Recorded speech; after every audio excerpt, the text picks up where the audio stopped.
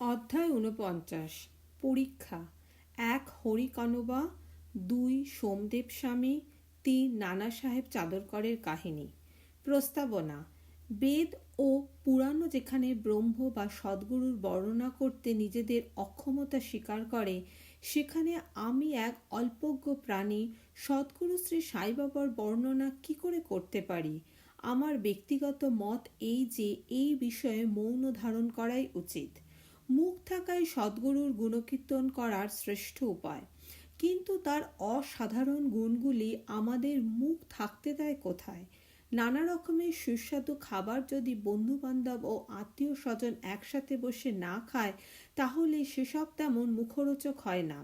সেই সব খাবারই সবার সাথে বসে খেলে তাতে একটা বিশেষ স্বাদ পাওয়া যায়।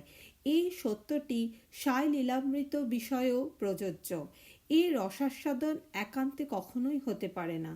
যদি বন্ধু বান্ধব ও পরিবারের লোকেরা সবাই মিলে এই রস গ্রহণ করে, তাহলে আনন্দ আরও বেশি হয়। শ্রী সাই বাবা নিজেই অন্তঃপ্রেরণা দিয়ে তার ইচ্ছানুসারেই তার কথা আমাকে দিয়ে লেখাচ্ছেন। তাই আমাদের শুধু এতটাই কর্তব্য যে অনন্যভাবে তার শরণাগত হয়ে তারই ধ্যান করি। তপ সাধন, তীর্থযাত্রা, ব্রত এবং যজ্ঞ ও দানের চেয়ে হরি ভক্তি শ্রেষ্ঠ এবং সদ্গুরুর ধ্যান এদের সবার মধ্যে পরম শ্রেষ্ঠ। তাই সর্বদা মুখ দিয়ে সাই নাম স্মরণ করে উপদেশগুলির নিদিধ্যাসন এবং তার স্বরূপ চিন্তন করে সমস্ত কর্ম তার জন্যই করা উচিত। ভববন্ধন থেকে মুক্তির এর চেয়ে শ্রেষ্ঠ উপায় আর কিছু নেই। এভাবে যদি আমরা আমাদের কর্তব্য পালন করি, তাহলে সাইকে বাধ্য হয়ে আমাদের সাহায্য করে মুক্তি প্রদান করতেই হবে। এবার এই অধ্যায়ের ঘটনাগুলি শুনুন। হরিকনবা। বম্বে শ্রী হরিকনবা নামে এক ভদ্রলোক নিজের বন্ধু ও আত্মীয় স্বজনদের কাছে শ্রী সাই বাবার অনেক লীলা শুনেছিলেন, কিন্তু ওর বিশ্বাস হতো না। উনি এক সন্দিগ্ধ প্রকৃতির ব্যক্তি ছিলেন। উনি স্বয়ং বাবাকে পরীক্ষা করবেন স্থির করে কয়েকজন বন্ধুর সাথে বম্বে থেকে শিরডি আসেন। ওর মাথায় ছিল একটা জরির পাখড়ি এবং পায়ে নতুন চটি। দূর থেকে বাবাকে দেখে কাছে গিয়ে বাবাকে প্রণাম করতে চাইছিলেন, কিন্তু ওর ওই নতুন চটি এই কাজে বাদ সাধল। কি করবেন বুঝে উঠতে পারছিলেন না। শেষে চটি জোড়াটি মণ্ডপের এক কোণে রেখে মসজিদে গিয়ে বাবার দর্শন করে, কিন্তু মনটা চটিতেই পড়েছিল। শ্রদ্ধাপূর্বক বাবাকে প্রণাম করে প্রসাদ এবং উদি দিয়ে উনি ফিরে আসেন। এসে দেখেন যে চটি উধাও। অনেক খোঁজাখুঁজি করেও পেলেন না। শেষে মনক্ষুণ্ণ হয়ে উনি ঘরে ফিরে গেলেন। স্নান, পুজো ও নৈবেদ্য অর্পণ করে খেতে বসলেন, কিন্তু সমস্ত সময় চটির চিন্তায় মনের মধ্যে ঘুরপাক খেতে লাগলো। খাবার খেয়ে মুখ হাত ধুয়ে উনি বাইরে বেরিয়ে দেখেন একটা মারাঠা ছেলে ওর দিকে এগিয়ে আসছে। ওর হাতে একটা লাঠির আগায় একজোড়া চটি ঝুলছিল। বাইরে যারা হাত ধুতে আসছিল তাদের ওই ছেলেটি বলে, বাবা আমায় এই লাঠিটা হাতে দিয়ে রাস্তায় ঘুরে হরির ব্যাটা জরির ফ্যাটা বলে ডাক দিতে বলেছেন। তিনি এও বলেছেন যে বলবে এই চটি তার, তার আগে জিজ্ঞাসা করবে যে তার নাম কি হরি এবং ওর পিতার নাম কি ক দিয়ে অর্থাৎ কনবা কিনা। তার সাথে সাথে এও দেখো যে ওর মাথায় জরির ফেটা পাখড়ি আছে কিনা, তবেই তাকে চটিটা দিও। ছেলেটির কথা শুনে হরিকনবার খুব আনন্দ হয় ও আশ্চর্য লাগে। উনি এগিয়ে এসে বলেন, এটি আমারই চটি, আমার নাম হরি এবং আমি কনবার ছেলে। এই আমার জরির পাখড়ি দেখো। ছেলে সে সন্তুষ্ট হয়ে চটি ওকে দিয়ে চলে যায়। উনি ভাবেন আমার জরির পাখড়ি তো সবাই দেখেছে, হতে পারে বাবার দৃষ্টি পড়েছিল, কিন্তু আমি প্রথমবার শিরডিতে এসেছি, তবে বাবা কি করে জানতে পারলেন যে আমারই নাম হরি এবং আমার পিতা কনবা? উনি তো কেবল বাবাকে পরীক্ষা করতে এসেছিলেন। এই ঘটনার দ্বারা বাবার শ্রেষ্ঠতার পরিচয় পান, ওর ইচ্ছে পূরণ হাম এবং উনি সহর্ষে বাড়ি ফিরে আসেন। সোমদেব স্বামী। এবার আরেক অবিশ্বাসী ব্যক্তির কথা শুনুন। তিনিও বাবাকে পরীক্ষা করার জন্য এসেছিলেন। কাকা সাহেব দীক্ষিতের ভাই শ্রী ভাইজি নাগপুরে থাকতেন। 1906 সালে উনি যখন হিমালয়ে যান, তখন হরিদ্বারের কাছে উত্তর কাশীতে ওর সোমদেব স্বামীর এক সাধুর সঙ্গে পরিচয় হয়। একজন আরেকজনকে ঠিকানা লিখে নেন। 5 বছর পর সোমদেব সারি নাগপুরে আসেন এবং ভাইজির বাড়িতে এসে ওঠেন। সেখানে উনি সাই বাবার খ্যাতি শুনে ওর খুব আনন্দ হয় এবং সিঁড়িতে গিয়ে বাবার দর্শন করার তীব্র আকাঙ্ক্ষা জাগে। মনমাট ও কোপরগ্রাম পেরিয়ে গেলে উনি একটা টাঙ্গায় চড়ে শিরডি রওনা হন। শিরডি পৌঁছে দূর থেকেই মসজিদের উপরে দুটি পতাকা উঠতে দেখেন। সাধারণত দেখা যায় যে বিভিন্ন সন্তদের ব্যবহার, চাল চলন এবং তাদের জীবনযাত্রা আলাদাই হয়, কিন্তু শুধু তা দিয়েই তাদের যোগ্যতা ধার্য করাটা ভুল। সোমদেব সারি কিন্তু সে কথা বুঝতে পারেন না। পতাকাগুলি উঠতে দেখে উনি ভাবেন, সন্ত হয়ে বাবার এই পতাকার প্রতি এত অনুরাগ কেন? এতে কি তার সন্ত চরিত্র প্রকাশ পায়? আমার তো মনে হয় বাবা নিজের খ্যাতির প্রতি খুব টান।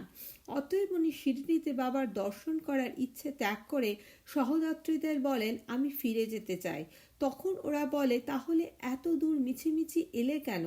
শুধু দুটি পতাকা দেখেই তুমি এত উদ্বিগ্ন হয়ে উঠেছ? যখন রথ, পালকি, ঘোড়া এবং অন্যান্য সামগ্রী দেখবে তখন তোমার কি অবস্থা হবে? স্বামী এতে আরও ঘাবড়ে যান এবং বলেন, আমি অনেক সাধুসন্তের দর্শন করেছি, কিন্তু এই মহাপুরুষ তো অদ্ভুত, যিনি এই সব ঐশ্বর্যের সামগ্রী সংগ্রহ করেন। এই ধরনের সাধুর দর্শন না করাই ভালো। এই বলে উনি ফিরে যেতে উদ্যত হন, কিন্তু অন্যান্য সহযাত্রীরা ওকে প্রতিরোধ করে, এরকম সংকীর্ণ মনোবৃত্তি ছাড়তে বলে। তারা জানায় মসজিদে যে সাধু থাকেন তিনি এই পতাকা বা অন্য সামগ্রী বা নিজের খ্যাতির কথা স্বপ্নেও ভাবেন না। এই সব তার ভক্তরা শ্রদ্ধা, ভক্তি ও ভালোবাসায় তাকে অর্পণ করেছে। শেষে উনি বাবার দর্শন করতে রাজি হন। মসজিদের মণ্ডপে পৌঁছে উনি স্তব্ধ হয়ে যান। ওর চোখ ঝলে পড়ে আসে এবং কণ্ঠ রুদ্ধ হয়ে যায়। এবার ওর সব দূষিত ধারণা মন থেকে দূর হয়ে নিজের গুরুর উপদেশ মনে পড়ে। মন যেখানে অতি প্রসন্ন ও মুগ্ধ হয় সেই স্থানটিকেই নিজের বিশ্রামধাম মনে করো। উনি বাবার চরণে লুটিয়ে পড়তে চাইছিলেন, কিন্তু বাবার কাছে যেতেই বাবা সহসা রেগে ওঠেন এবং চেঁচিয়ে বলেন, আমার জিনিসপত্র আমার কাছেই থাকতে দাও, তুমি নিজের বাড়ি ফিরে যাও। সাবধান, আর কখনো এই মসজিদে সিঁড়ি চড়ো না।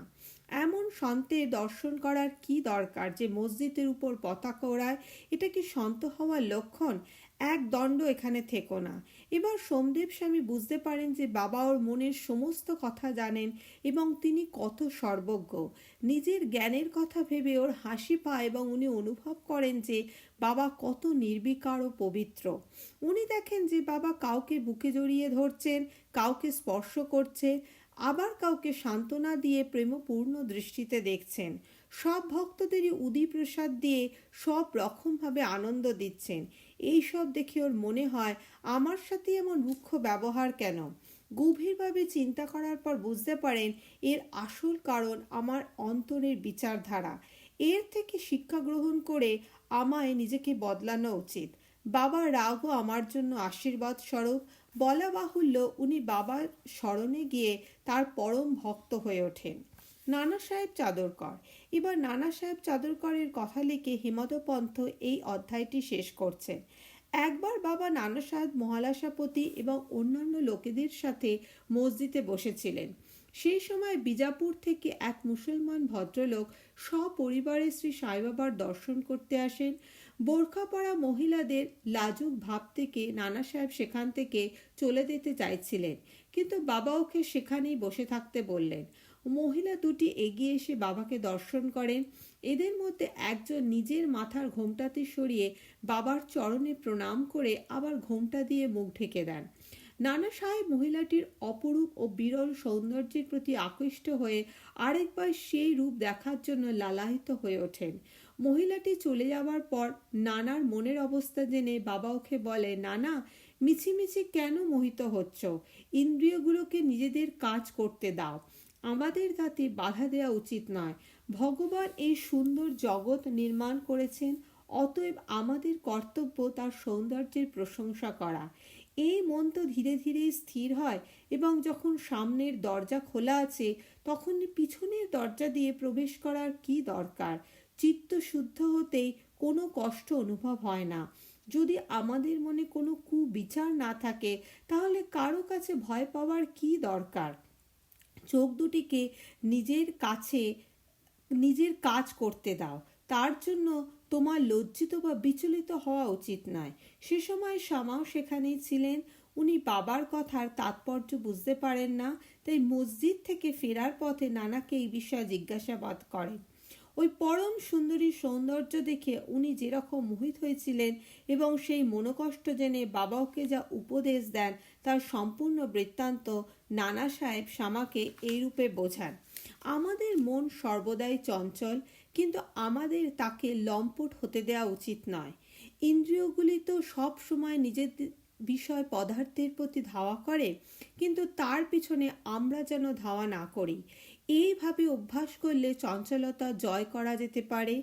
যদিও সম্পূর্ণ নিয়ন্ত্রণ ইন্দ্রিয়গুলি দমন করা সম্ভব নয়, তবুও তাদের বশীভূত হওয়া উচিত নয়। প্রয়োজন অনুসারে আমাদের ঠিকভাবে সেগুলির গতি অবরোধ করা উচিত। সৌন্দর্য তো দেখার জিনিস, তাই নির্ভয় সুন্দর জিনিসগুলি দেখা উচিত। যদি মনে কোনো কুবিচার না থাকে, তাহলে লজ্জা বা ভয়ের প্রয়োজনীয় বা কী? ইচ্ছাশূন্য মন দিয়ে ঈশ্বরের সৌন্দর্য সৃষ্টির প্রতি আকর্ষণ অনুভব করলেও ইন্দ্রিয়গুলি সহজ এবং স্বাভাবিক রূপে আমাদের বশে এসে যাবে।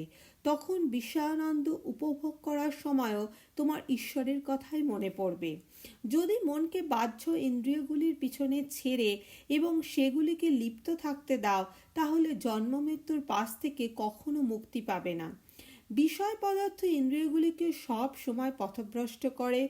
অতএব আমাদের উচিত বিবেককে সারথি করে মনের লাগাম নিজের হাতে নিয়ে ইন্দ্রিয়রূপী ঘোড়াকে কাম্য বস্তুর দিকে না যেতে দেয়া।